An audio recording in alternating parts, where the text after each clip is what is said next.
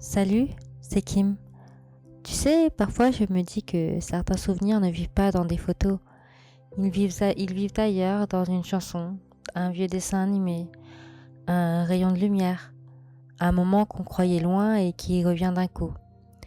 Et aujourd'hui, j'ai envie de te parler de ça, de ces petites choses qui nous ramènent à nous. Bienvenue dans ce nouvel épisode d'Esquisse de pensée. Installe-toi, respire un peu et on y va. L'autre jour, je faisais un truc tout simple. J'écoutais de la musique en mode aléatoire et là, un medley de Kingdom Hearts surgit, sans prévenir.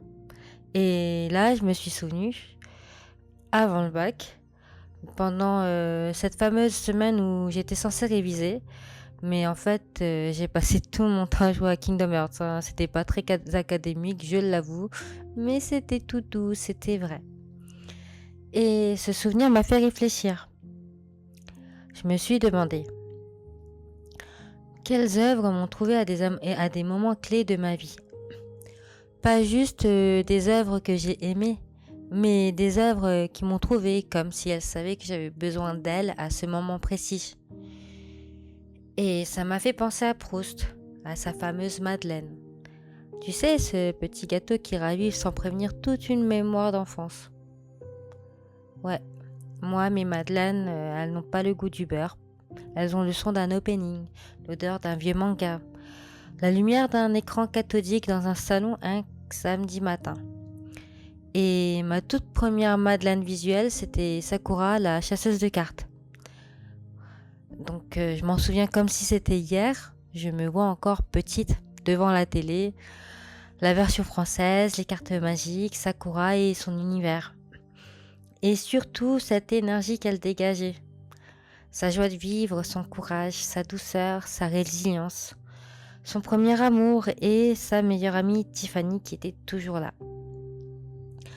Tout en elle faisait battre le cœur de la petite fille que j'étais et j'avais tellement envie de lui ressembler. Ouais.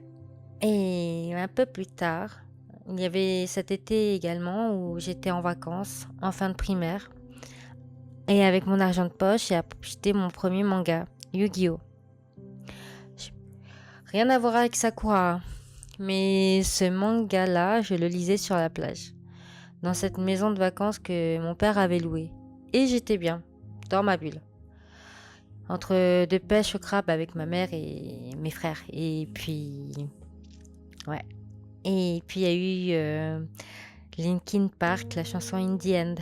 Tu sais, je l'écoutais à cette période étrange, ces moments où t'es ni triste ni bien, juste un peu creuse, juste un peu floue. C'était une chanson que je mettais pour laisser remonter des émotions que je ne savais pas exprimer à ce moment-là. Des trucs coincés sous la peau, de la frustration, du silence.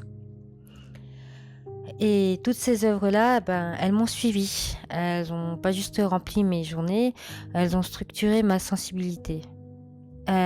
Et en d'autres termes, elles m'ont construite. Je crois que c'est ça que j'essaye de dire. Ces choses-là, c'est pas juste du contenu ni du divertissement. Ce sont des refuges, des sanctuaires sensoriels, des endroits où je me suis retrouvée quand je ne me sentais pas comprise, des bulles ou des échos de moi. Et forcément, je ne peux pas tout garder.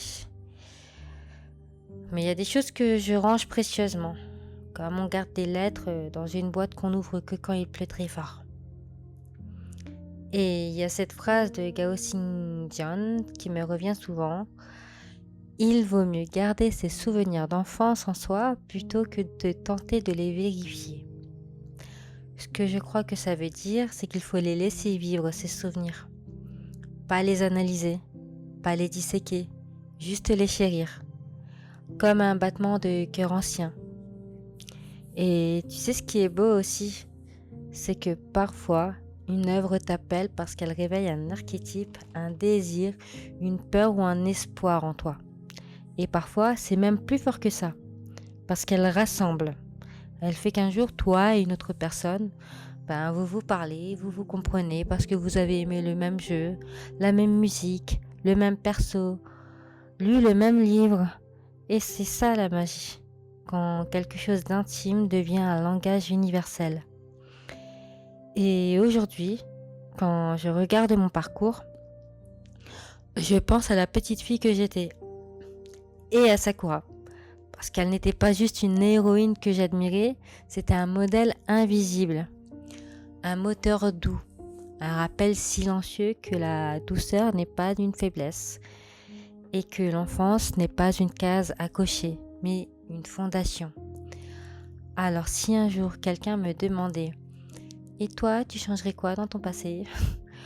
Je répondrais sans hésiter « Rien, parce que sinon je ne serais pas celle que je suis aujourd'hui. » Du coup, et toi? Est-ce que tu as ces madeleines-là aussi? Des œuvres, des morceaux de son ou de pages qui restent gravés dans un recoin de ta mémoire? Celles qui réconfortent sans bruit et qui réparent sans demander. Et qui parfois te rappellent simplement que tu as survécu. On ne les choisit pas toujours consciemment, mais elles deviennent des repères, des refuges, des sauvegardes, des émotions. Merci d'avoir été là, dans cet espace suspendu entre passé et présent. Si ces mots ont résonné pour toi, tu peux les partager ou simplement les garder près du cœur. À bientôt pour une nouvelle esquisse et prends soin de toi.